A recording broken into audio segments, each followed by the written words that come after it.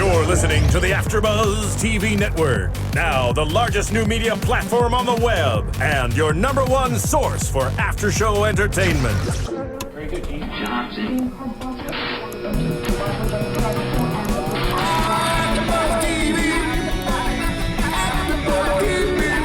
From the AFTERBUZZ Studios in Los Angeles, California, presented by Maria Menounos and streaming live thanks to Akamai Technologies. This is AFTERBUZZ TV's Crossbones After Show. We'll break down tonight's episode and get you all the latest news and gossip.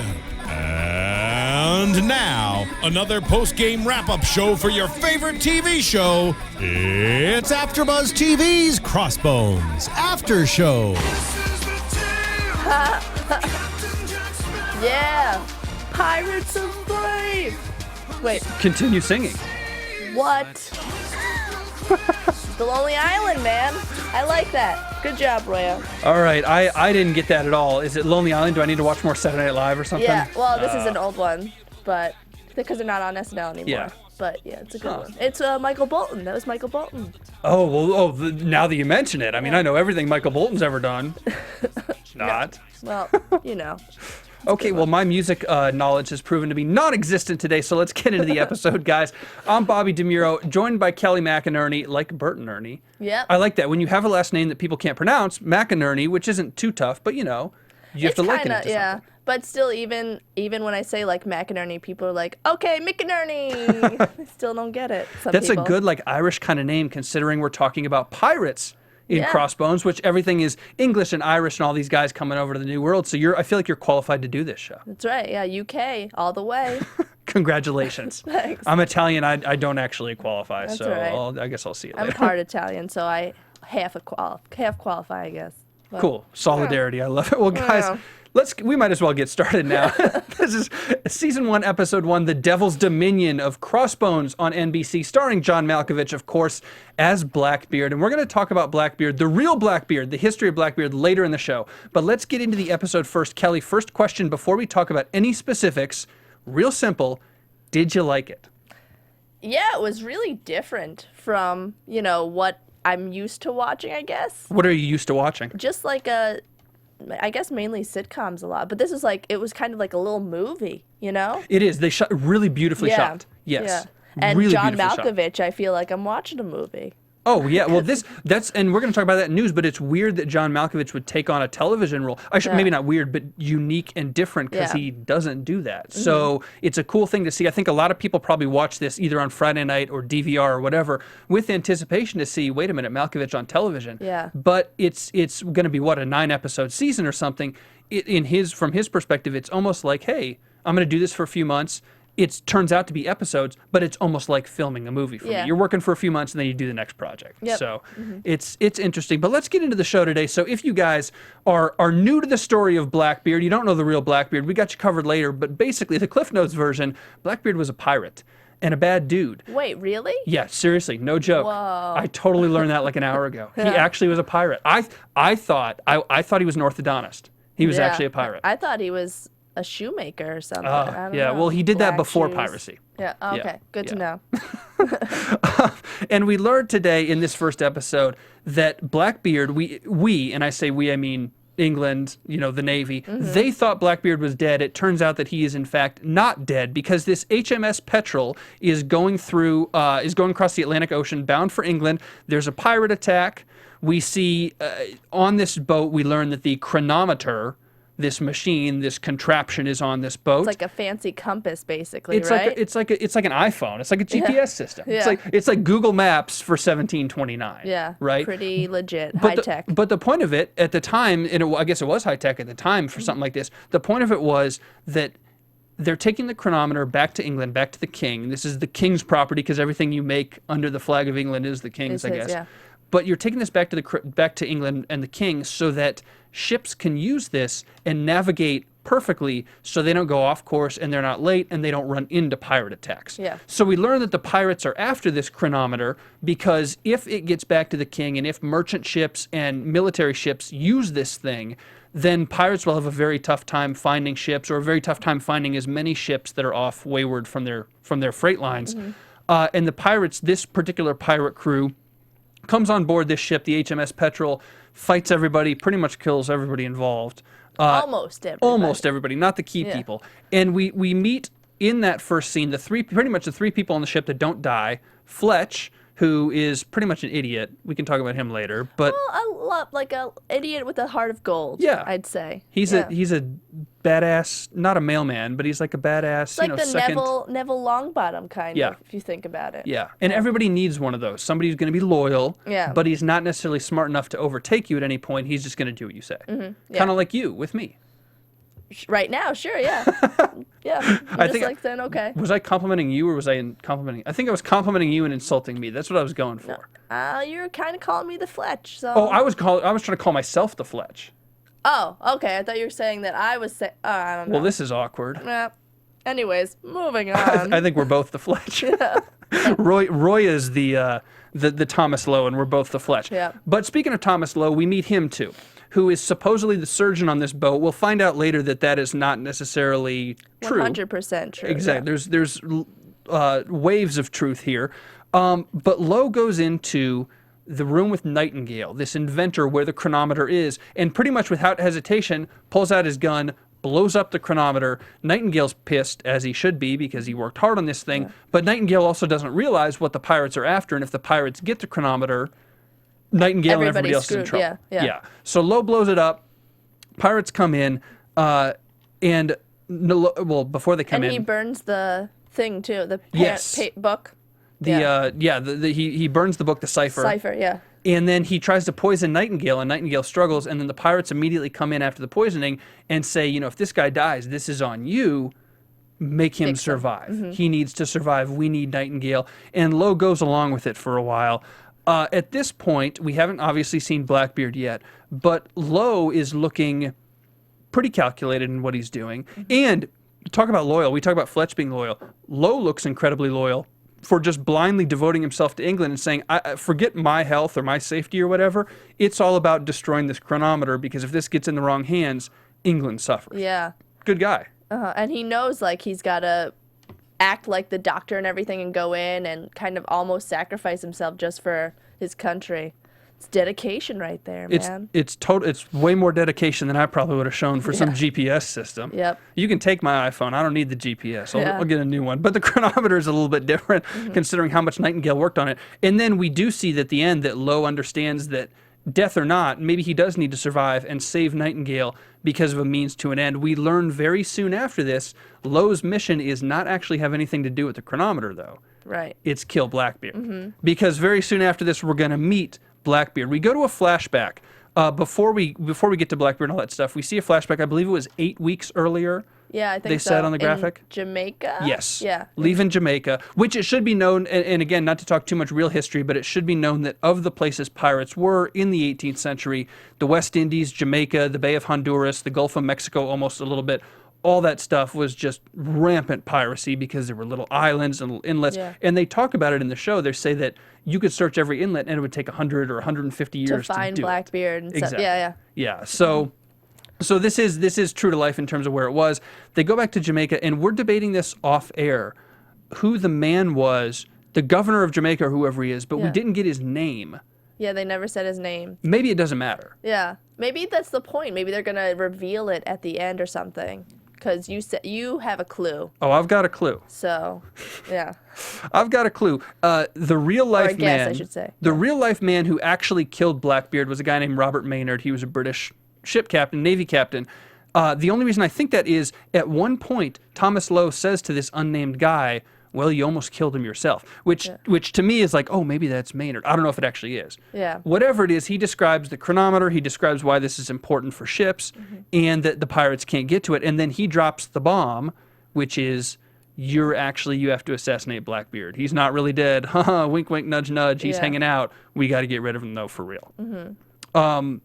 Could you assassinate Blackbeard? Do you think? I mean, Thomas Lowe, is he a military guy? Because he's not totally a surgeon. Why him? I guess I think he is some type of military person because he just got back from some type of thing that he just went on, and he kind of alluded that it wasn't a doctor thing. Like, he's like, oh, we almost survived. Like, the way. Yeah, the last ship ride going to the king or whatever. Yeah. He's almost a mercenary or something of some kind. Yeah. Yeah, so I feel like he's not. I think he clearly his fighting skills. He's got some experience, but I'm not entirely sure what. But yeah, I don't know if I could kill him. Well, I don't know. Towards the end, I kind of got annoyed with Lo a little bit, but we'll talk about that later. That's interesting. Yeah. And then we come away from the flashback. We meet Catherine Balfour, who we're going to talk about in a minute with all that sexual tension going on. Yeah. But we meet her, and Lo is taken to the pirate hideout, which I've got to say, looking at this, talk about this thing being beautifully shot, great, very colorful, very, it's stupid to say, like, oh, it's in high definition. It's 2014, of course. But just the way that they shot this thing is gorgeous. My only qualm for little things like this, the pirate hideout, way too exquisite, I would think, for what pirates are in the 18th century. They're living like kings. Yeah. I understand they were stealing things and making money, but like, come on. I don't know. Yeah. It was, well, I guess living under Blackbeard, maybe you got some type of cash money too. I don't know. I guess. I don't know. We'll see. Let's continue in a second with Lo and Blackbeard. First, though, we have a treat for you guys. We've got take a real quick break. Check it out. Hey guys, Maria Menounos here, and I want to share my newest book, The Every Girl's Guide to Diet and Fitness, with you. Basically, every woman always stops me and asks me how I lost 40 pounds, so I decided to put it all in one book. Everything I did to lose 40 pounds step by step, and how you can too, is in here. I did it with no time, no money, and no willpower, and now I'm going to show you how to do it too. You can pre-order it on Amazon, Barnes & Noble, Target, Walmart, wherever books are sold, and it's out June 3rd. So I hope you guys love it. I hope it helps you in your weight loss journey, and please, please tweet me and update me on your progress at Maria Menounos. Thanks. Good stuff. Here it is, guys. Maria Menounos presents The Every Girl's Guide to Diet and Fitness. Kelly, I'm leafing through this thing. It's hundreds of pages. Like, it's thick. This isn't just, let's write a book or whatever. Yeah. And there's celebrity after celebrity, recipe after recipe. This is an interesting idea. I might have to read this thing. You should. I mean, it probably caters to people like you, every girl's, no, I'm just kidding. Oh, wow. Hey, no, but it is, it's summertime, like, you got to get fit. I'm like, okay, I see a lot of pictures of Maria in here. She said, and you heard it, it is June 3rd this will come out. I believe you can pre-order it now. And she is at Maria Menounos on Twitter. So if you get it, if you start a plan with it, tweet her. And you know what? Tweet us too. We want to know. Yeah. If you're in LA and you're hiking Runyon, we'll join you. Yeah, give me a good recipe. I want to Pinterest it or whatever. Seriously, let's do talk recipes. Okay, forget this. Forget this Crossbones show. Let's just talk about No, I'm just kidding. Okay, let's go back to Crossbones. Thank you guys for sitting through us with that. Blackbeard. Okay, this is the biggest problem I have. His name is Blackbeard. John Malkovich doesn't have a beard. Whitish, gray kind of. He's got a goat there. Yeah. He's got like a soul patch. Mm-hmm. And they don't address it. That's the other thing. If he was like, you know what, I went into hiding after I died, or after I thought you died, whatever, I did some Tupac stuff and then I changed my look. Okay, a little unbelievable, but okay. They never address it. Because the thing Blackbeard was famous for, I don't know if you know this, the thing he was famous for, not only did he have the big beard, he would stick lighted sticks in his hat that would kind of like flame out and to have smoke or whatever. Uh-huh. And so it made his beard look very physically imposing and scary, and it gave him this aura of smoke around him. That's what Blackbeard is famous for. That was his thing. John Malkovich couldn't do it as Blackbeard. He's got a goatee. I wish they had like at least a flashback or something too, I don't know. It just was weird. Why did Malkovich not want to wear a fake beard or something? Or you can't make Malkovich do. He's earned his stripes. He's not doing anything. That's true. I'm just surprised that not that he's miscast for this, because I think he's cool and creepy and weird. Yeah. But it's like if you did a movie about Abraham Lincoln and Abraham Lincoln didn't have a beard. There are certain characters that have to have a physical trait, a beard or something like that. You have to do that. So especially when they're called Blackbeard. That's the name.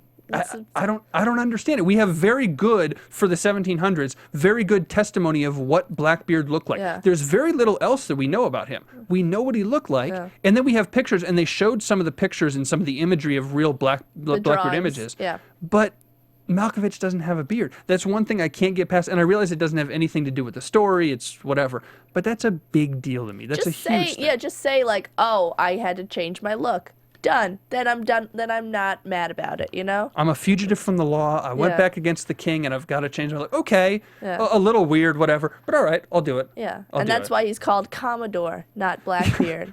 He's not technically Blackbeard, he's Commodore, which is an interesting scene, and it actually builds the relationship, and maybe this is the key as opposed to going word by word what happened in the thing, but the relationship between Thomas Lowe and Blackbeard is equal points contentious, respectful, a little funny, very angry, a little bitter. It's like, you know what it is? It's like two brothers. Yeah. But if the...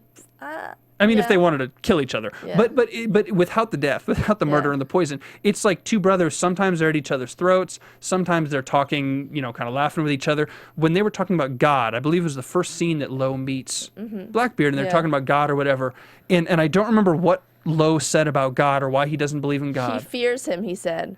And Blackbeard's like, oh, I'm fascinated with that answer. He said something, I can't Yeah. worship something that tells me to fear him or whatever the line Yeah. was. And Blackbeard said, that was a splendid answer. Yeah, that's so what it's he this weird relationship of there's a little respect between them. I think they look at themselves as worthy adversaries. And the quote later from another character talking about two sharks. I thought that was a good example of what they represented towards each other, because I could feel that. Like, Yeah. I agreed with her. It's two pieces on a chessboard. Who's going to make their move when? And a lot of moves were made today. Yeah. But the big move has yet to be made, or at least it was made and then taken back with a lot of this poison stuff. But the two of them together are a little cute and energetic, but also scary and contentious. And you don't want to cross each other, but you also have enough respect for each other to... Joke sometimes. Yeah. It's weird. Yeah. It's to me, it's two guys. Maybe of all the island of pirates, Blackbeard and Thomas Lowe are the only two guys who think rightfully or not unrightfully, falsely, that they are the ones in control of their own destiny. Everybody else there is running from something or working for somebody. And Thomas Lowe and Blackbeard, while Thomas Lowe is working for someone, they're both in control of their destiny, maybe as much as a man can be in a situation like that. Yeah, I could agree with that. Yeah. And they've both got cards to play. Yes, Lowe is Blackbeard's prisoner, but Lowe has the poison. Lowe has the cipher. Almost the entire episode, he's memorized the cipher. Yeah. And then he's kind of got that. And when before Nightingale died, he had Nightingale with him. So they both have cards to play, and they both have cards in their hands, and they're not going to release them, so it's almost a game to them, and it's kind of fun. And neither one is scared of death. Let's be honest about that. Yeah, that's true. I guess they're maybe scared of torture, like Lowe is. Or like not torture of themselves, but other people. Like he's scared of Fletch getting tortured, I think, more than himself. I feel. I don't know. I feel like he wouldn't give up with torture. I don't know, but I don't think he trusts other people with torture. Yeah. Yeah, and well, let's talk about that torture scene, because at one point, excuse me, not Fletch, Thomas Lowe is being tortured. Fletch runs against Blackbeard, and Lowe comes out. Lowe doesn't say anything during the torture. Yeah. And then afterwards, immediately, Blackbeard says to Lowe about Fletch, you got a good man here, be nice to him, or whatever the exact words were. And then Fletch gets beat up. Sorry, buddy. Yeah. But that's Blackbeard again recognizing if he just wanted to kill Thomas Lowe, he could have, and he had plenty of opportunities to do it. But Hurt him even where it hurts more, yeah. And not only that, but I think even aside from the hurt or the killing or whatever, Blackbeard knows what he's going to do already. It'll be interesting. If he can do it, will be a different thing. He knows what he can do, but it's not fun for him if he just he's I'm going to cut your head off. Well, that's Yeah. boring. Yeah. Right? And it's a game to him, so Yeah. he wants some entertainment out of it. And if you're Blackbeard, I mean, I know he's living very well on that island, but what are you living for? You're on the run, you're hiding out, everyone thinks you're dead, Yeah. you can't go anywhere, you're a wanted man. So at some level for him, it's got to be a little existential to say, you know what? Whatever happens, happens. And if you kill me with this poison, if you get the best of me or I get the best of you, let's have fun doing it. Yeah. Wink. And that's why Malkovich is the perfect guy to do this, because it's a little creepy and a little cocky and a little, unsettling where you don't know what's going to happen next. So somebody like Malkovich is perfect. Just, get a beard, man. Yeah. Please. Put a beard on this guy. Yeah. I don't get it. Yeah. One thing, and to point to this funny relationship, another thing that just cracks me up is the cadaver, the body that Blackbeard has, that all the muscles and stuff. Oh, yeah. And Lowe's like, where'd you get this? And Blackbeard's like, this is somebody who betrayed me. Pause. it's wax. Yeah, I thought that was funny. It's just another idea of this kind of funny relationship between the two of them. The biggest key to this episode for these two, for Lo and Blackbeard, is the repetition of circumstances. In that Lo is constantly being charged with saving Nightingale, and then something happens, and then save Nightingale, and then something happens, and then Nightingale dies, and it becomes Lo almost dies, and then he says, "Oh, well, I have the cipher. Keep me around. I've got the cipher. Don't kill me. I've got the cipher. I can he's help always you." holding on to something. Which is his card, which he Yeah. should, but it's very repetitive. And then Blackbeard's repetition is constantly trying to get this cipher and trying to get the information out of him. And if he doesn't, oh well, you're going to get tortured. You're not going to die. You're going to get a fate's worth in death. They could have done this 50-minute episode or whatever in like 28 minutes. Yeah, I think so. Not to be too critical of it. I mean, I don't think I'm reading reviews online and fans and stuff are saying, well, the second half didn't do it for me. I cut out after 30 minutes, whatever. I understand that. I disagree. I just think that it could have been done shorter, or they could have added another component to it. Yeah. Because the Catherine Balfour component, the love tension. It was good, but it was just a little bit, you know? Yeah. And then nobody really kind of mentioned it. They all like looked at them in the pool or whatever, but they didn't really acknowledge it. It was weird. So do you think that Blackbeard has some sort of romantic feeling or sexual feeling for Catherine Balfour? I don't think so. I think that's the other lady, Salima. That's his lady. Maybe now that he sees that Lo is interested in her, maybe then he'll try and do something with her to kind of win her over, because he knows that the way to hit Lo where it hurts is taking the people that he loves and stuff. So he's gonna have him probably develop a relationship with her and then like take her or something. And that's the idea of a fate worse than death. Yeah. Is if I can't kill you, or if I kill you and it doesn't mean anything, let me do things that are actually going to hurt you, and this could be one. Yeah. And it's almost entrapment to bring him into the fold, have him fall in love with Catherine or whatever it is, and then, oh, see ya. Sorry, buddy. Guess what? Yeah. How does that feel? Yeah. How about give me the cipher right now? Yeah. Okay, so Blackbeard. We learned that Blackbeard too, and I think this is going to be key coming forward, the visions. Yeah. We only see one of them in this episode. And it's that scary girl who was in a dress. Oh yeah. And was that a nightgown or a wedding dress? I don't know. It was a white dress. So Yeah. I'm not sure. I think it might have. I don't know, because it didn't have like a veil. So, but I don't know if they had them back in the day. Yeah, I don't know, because if it was a wedding dress, I'm thinking, well, maybe Blackbeard lost somebody he loves and Yeah. this is haunting him or whatever. If it's a nightgown, it could be the same thing. Yeah. I don't know. But whatever it is, we know he gets visions, and that's one of the ways in which Thomas Lo kind of ingratiates himself. In that key scene with the poison, where Lo ends up poisoning Blackbeard before he comes back with the antidote, he kind of ingratiates himself, talks about the visions, talks about the headaches. Blackbeard's doing acupuncture, which is a great screenshot, by the way, of John Malkovich with all that stuff in his head. Yeah. You know, he really did that himself, Really? apparently. That's what one of the articles online said. Wow. Yeah. That is method acting. That's Malkovich, man. That's being John Malkovich. Oh, you see what I did there? Oh. I thought we were going to get a laugh track, I guess. It wasn't that funny. Okay. There Delayed. we go. A little delayed, I'll take it. That's all right. Oh, it's like boos and jeers and stuff like that. Oh, yeah. Huh. Okay. Thank you. Okay, so besides the acupuncture, Thomas Lo ingratiates himself to Blackbeard on the headaches. I'm interested in moving forward, not to predict anything yet, but to see more of these visions with Blackbeard and to see about these visions with Lo. Because I'm not sure if Lo was just trying to weasel his way in with Blackbeard and talk about visions, or if Lo maybe experiences Sees them something too, too. yeah. And maybe Lo and Blackbeard are more similar. I don't know if it's going to get supernatural or what, but if they're maybe more similar than even the two of them realize, because they have some power or some clairvoyance or whatever it is. Maybe that's too supernatural and we'll stick, closer to reality. But whatever it is, the two of them are two peas in a pod. The problem is when they were separated at birth, or whatever you want to call it, they live very different lives. And the headaches, to me, is another example of that. In that headache scene too, when we talk about the poison and Blackbeard getting poison, a very cool thing happened with the two drinks. And I don't know if you noticed it or remembered. I was watching really carefully, and it was like one of those tricks. If you've ever been like on a street corner in New York, the guy has the card, He has something under the 3 cards or whatever, and he moves the things around. You have to guess which one it's under, and you have to look at the same thing. It was sort of like one of those tricks with the drinks, because there are 2 drinks. Lowe puts one next to Blackbeard, puts one next to himself, and then pours, and Blackbeard takes the one next to Lowe. Yeah, I saw that. Which was cool. Thinking... Yeah. That he was poisoned or something. And then I love how Lowe kind of acts it out like, uh-oh. Yep. Gulp.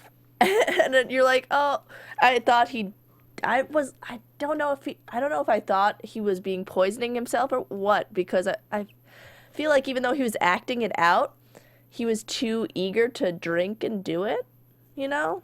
I think the reason he was so eager to drink and do it is he knew at that point that Blackbeard knew what was up. Yeah. And if Lowe didn't drink it, which Blackbeard thought Lowe had the poison, if Lowe didn't drink it, Blackbeard would have killed him anyways. Yeah. So without saying as much, because he never says it explicitly. It's just, and I think Lowe understood that, like, I'm all the way in now. I gotta go. Go for it, yeah. Yeah, Go big or not go knowing home. that Lowe was actually did the right thing and kind of outthought Blackbeard, who outwitted him. But it's just this crazy circle of whatever. And Lowe's bargain paid off. If Blackbeard had just taken the drink next to him, he would have been dead. yeah, Lowe would have been in trouble. Yeah. So I want to know what poison works that quickly, though. Right? I mean, that was 45 seconds or less. Yeah. And Nightingale's poison worked very fast, too. Like, what poison in 1729? The poison works in, like, 30 seconds. And the antidote works incredibly quickly, too.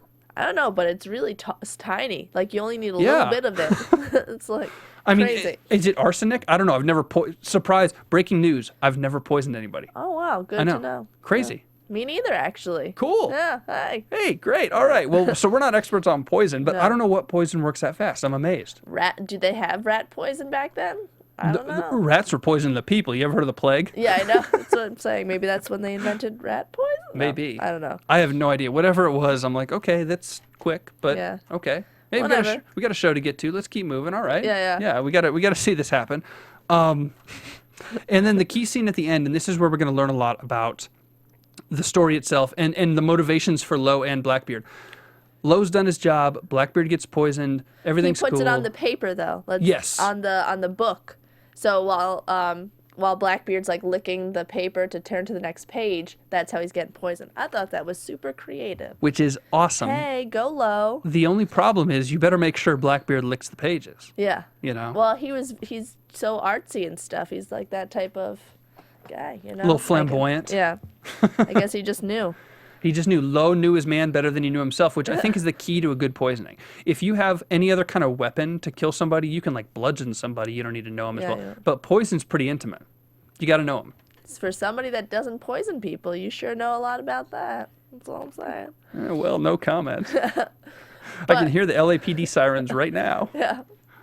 No, you're right, though. That is a good point about poison on the pages. Very discreet, very specific, knowing of, what's Blackbeard going to put on his tongue or whatever. Well, when you turn pages, whatever, which was a very cute thing. But then Lowe leaves, and his job is done. Him and Fletch are ready to go home, and they see the Viceroy of Spain, or what they think is the Viceroy of Spain. They said it looked like the guy, but I think it was.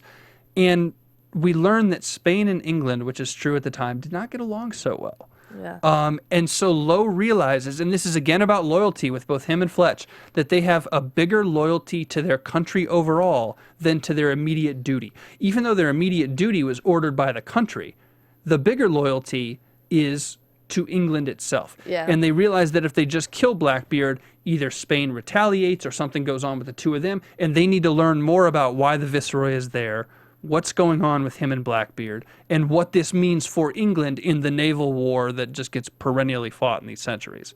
I didn't like that. Really? Just saying.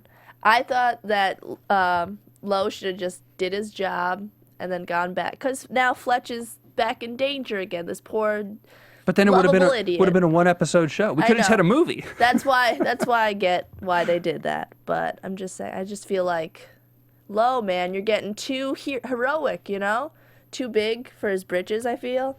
No, I agree with you. He's doing things and then outdoing himself. He's just doing too much. Yeah. He's doing too He much. needs to calm down. He was doing too much the whole episode. Yeah. with Nightingale, without Nightingale, with the cipher, without the cipher, Blackbeard's friend poisoning Blackbeard. It's just back and forth and back and forth and back and forth. And now I he's agree. out of poison, I think, right? I'm guessing, because tiny. So now how he's going to kill... Well, I don't know, because he found poison in the locket. I didn't know he had poison in that locket. So maybe he's got poison like hidden all through his suitcase and stuff. Maybe. Maybe he's the poison guy. Maybe. I mean, he obviously is. He's poisoned Well, yeah. 2 people now. Wait a minute. Lowe is a serial killer. If Blackbeard had died, that's 2 poisonings. And you never know what he did on that past ship that he just came back from. That's true. Lowe's maybe the worst guy in this thing. But you didn't like the idea, the Viceroy of Spain, you didn't like Lowe going back, or you didn't like Spain being added into the story? Oh, no, I didn't like that Lowe went back. He's like, oh, nope, we got to unpoison Blackbeard. We got to save him. We got to see what's up with Spain. It's just a little too perfect and simple. Yeah. Yeah. You know, and then how it just worked out and everything. I don't know. I just felt it was too perfect, like how you said. It was too perfect and simple. Well, let's go over right now the actual history of Blackbeard before we do predictions and news and stuff like that, because it's interesting and it's different from the show. Blackbeard, here's the cool thing. They don't know his name. They have no idea Really? what his name actually was. We think it's Edward Teach based on depositions, but pirates were using false names because you didn't want your family to get, have your name sullied or whatever. Yeah. So historians are like, hey, sorry, we're never going to know Blackbeard's real name. And they call Malkovich Commodore, and they call him Edward in this show. So they're going on the fact that Blackbeard's name was Edward Teach, which I'm fine with. Likely born in Bristol, England. They think around 1680. This is based on the deposition of another pirate that they took when they were trying to capture Blackbeard, the real Blackbeard in real life. He said, he's about 35, and told them a lot about his name and this and that. Interesting thing, Blackbeard could read and write, which was very unique for a pirate in 1716, 17, 18. So he must have come from money in Bristol, England, and got into piracy somehow. Also, this is the fascinating part. Do you know how long his piracy career was? No, how long? 2 years. Oh, wow. And one of those years he was on hiatus. He had given up piracy and said to the king, "Pardon me, I don't want to be a pirate anymore." So just a year? He was only on the high seas for like parts of 2 years, Oh, wow. which is ridiculous. And yet we're still talking about him 300 years later. Dang. Which is amazing. Yeah. The other thing to know about Blackbeard, he died in 1718. This show is set in 1729, which gives them the ability to do total creative control and say, oh, well, that was Blackbeard's real life. Here's what happened if he really lived. Yeah. Which I have a problem with. I'm just going to be honest with that. I have a huge problem with that. It's the real Blackbeard is more interesting than anything you could come up with fictionally. It just is. Yeah. Blackbeard was killed in Ocracoke Inlet in the Outer Banks of North Carolina, where I'm from. North Carolina. Represent. He was killed. He was beheaded. His body was thrown into the Outer Banks. His head was put on a stake in Virginia Beach in the port area there to let other pirates know. Here's what you could have done. There's a legend in North Carolina about Blackbeard's ghost, and the legend goes that Blackbeard goes all over the Outer Banks looking for his head. A headless ghost looking for his head and trying to have people recognize him or whatever, and nobody knows it's Blackbeard because he doesn't have a head. So let's talk about that story as opposed to creating, a fake whatever story. But okay, whatever it is. And then we talked about it before, but his beard, black, he would put these little, pieces of wood in his beard and literally light them on fire while he was fighting. Jeez. And then one other thing about Blackbeard, and we'll talk about more of his history as it goes, but one other thing about Blackbeard that we should mention, there is no record of him ever killing anybody. Oh, wow. Notoriously polite for a pirate, very polite to the crews he kidnapped, would never harm anybody, was after it for the cargo, for the money and stuff like that, wasn't harming anybody. At one point, he blockaded the port of Charleston, literally took the city of Charleston, South Carolina hostage, didn't harm anybody, just wanted ships, and when he got what he wanted, he left. It's fun. So, complete opposite of how they introduced him in this. Hey, Total do you know who I am? Killed a guy. killed the guy in 3 seconds. Yeah. The real Blackbeard never killed, as far as we know, and apparently it's pretty good documentation, he never killed anybody. Wow. Yeah, a little interesting. And another thing about Blackbeard, when he was killed, his piracy career was 2 years long. He had that year where he hung out on dry land and was pardoned. At the time, in 1718, pirates were pardoned by England because England didn't want to deal with them. They were wreaking havoc on them. And England would then kind of hire pirates informally to fight in wars for them against Spain and whatever. And a lot of pirates would get to the point where they would not necessarily be loyal to England, but they would seek out French and Spanish vessels as opposed to English vessels. And Blackbeard, when he was pardoned and went to North Carolina and lived on dry land and said, you know, whatever, I'm done for the year that he was done, lived in the capital, got sick of it, went back out on the road, and the governor of Virginia, this wasn't an English thing, this was a new American colonies thing, the governor of Virginia, a guy named Alexander Spotswood, was the one who said, we've got to get Blackbeard. He put men on land to go find him in North Carolina, and he put men in the sea, and that's where this guy, Robert Maynard, Lieutenant Robert Maynard, was the one who ended up killing him in the Outer Banks of North Carolina in 1718 on the 22nd of November, 1718. So the 296th anniversary of Blackbeard's death will be in November, right around Thanksgiving. Oh, good to know. Yeah, great to know. Yeah, that's awesome. I guess that's about it about the real Blackboard. We just had to get that out there because it's different from what they portray. Completely different. And the real Blackbeard, the real Blackbeard is fascinating, but it's not going to have any bearing on this show because it's after his death, and Malkovich is going to play it totally different, which is fine. Yeah. But don't count on a history lesson because it ain't coming. They kind of wish they just named it a different pirate, you know? Just do whatever. Yeah, just call him the Commodore. We don't even need to know he's Blackbeard because Blackbeard is so ubiquitous with piracy, and he's so broadly known by everybody, regardless of what they know about him. Everybody kind of knows who he is. Yeah.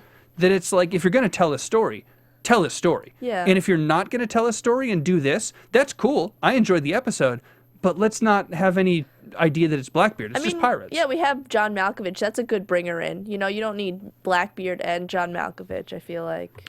Especially if it's not true to anything. You're preaching to the crowd. Just saying. All right, let's do real quick news and gossip for about a minute, and then we'll do predictions. Cool. All right, Kelly, I've got a little quiz for you. John Malkovich did an interview with Entertainment Weekly about this show, about doing a television show because he's a movie guy and a theater guy and an opera guy. Yeah. He said that he has only been approached one other time in his career to do television. Do you know what the show was? CSI? Darn it, why do you stop preparing? Be less professional. Sorry.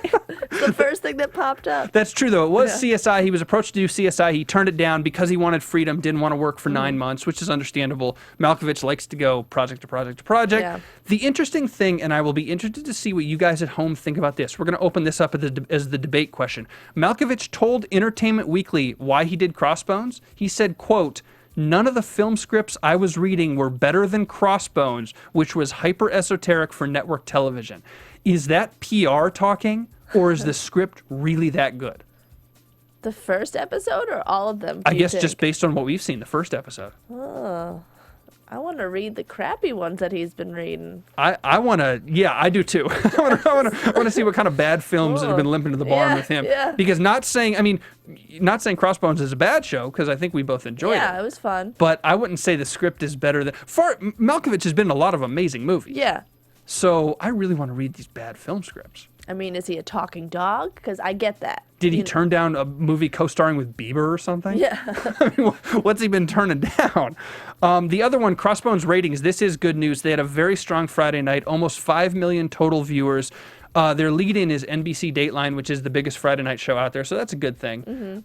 Interesting note, though, one bad note on the ratings side, they had 5.2 million in the first half hour. In the second half hour, it dropped to 4.5 million. Oh. And it should be noted that Dateline's ratings in the last half hour, the lead-in half hour to Crossbone, were the highest the entire night. So they had a huge lead-in, and then they lost it first half hour to second half hour. So one episode of ratings do not determine the future of a show unless it's horrible, and this was not. But we shall see. Friday nights is a real tough draw for Crossbones. Yeah, and I don't know, I know Dracula usually has that spot. I don't know if that's picked up again or what.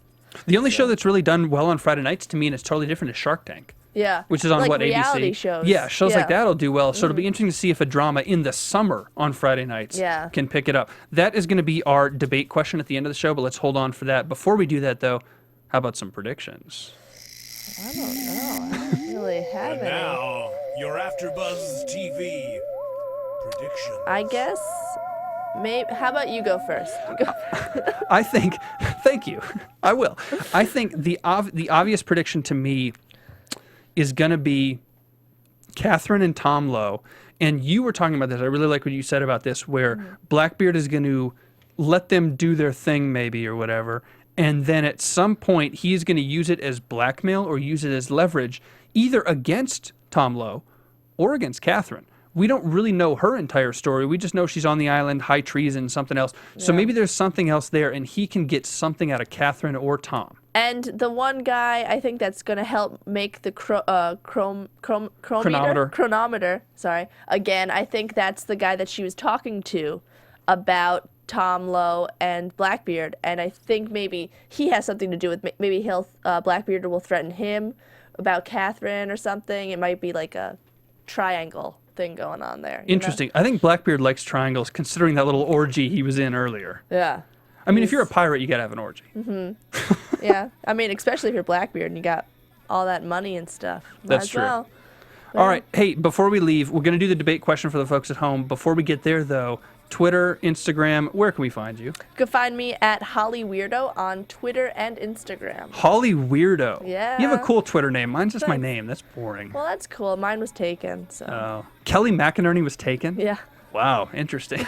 I am at Bobby DeMuro on Twitter. I am at Mr. Bobby DeMuro on Instagram because everybody knows that's a formal social network. Yep, there you go. And as we leave, guys, this is a new show. This is obviously the first episode, so subscribe on iTunes. Rate us highly if you like what you saw. If you didn't like what you saw, go on YouTube. We'll have a comment box there, and you can talk crap to us, and we will respond. I would love to debate people about this. And speaking of that YouTube comment box, here's a debate question, Kelly. We're going to leave the viewers with a little something to tell us. Let's do it. It's early. After seeing one episode, do you like Crossbones? And bigger question, can it succeed on Friday night, or did NBC send it off to its watery grave? That's a deep question. A deep question, a little Deep a lot of sea sea question. metaphors. Yeah. So that's what we want to know. Do you think the show can succeed on Friday night? Is Friday night in the summer too tough? I know it's early, but is NBC setting it up to fail? What do you think about that? So get there on YouTube, comment below, and on Twitter, at Holly Weirdo, at Bobby DeMuro. We would love to talk to you. That's it this week on Crossbones, guys. Thank you very much for watching. Good night. From executive producers Maria Menounos, Kevin Undergaro, Phil Svitek, and the entire AfterBuzz TV staff, we would like to thank you for listening to the AfterBuzz TV network. To watch or listen to other after shows and post comments or questions, be sure to visit AfterBuzzTV.com. I'm Sir Richard Wentworth, and this has been a presentation of AfterBuzz TV. Buzz you later. The views expressed herein are those of the hosts only and do not necessarily reflect the views of AfterBuzz TV or its owners or principals.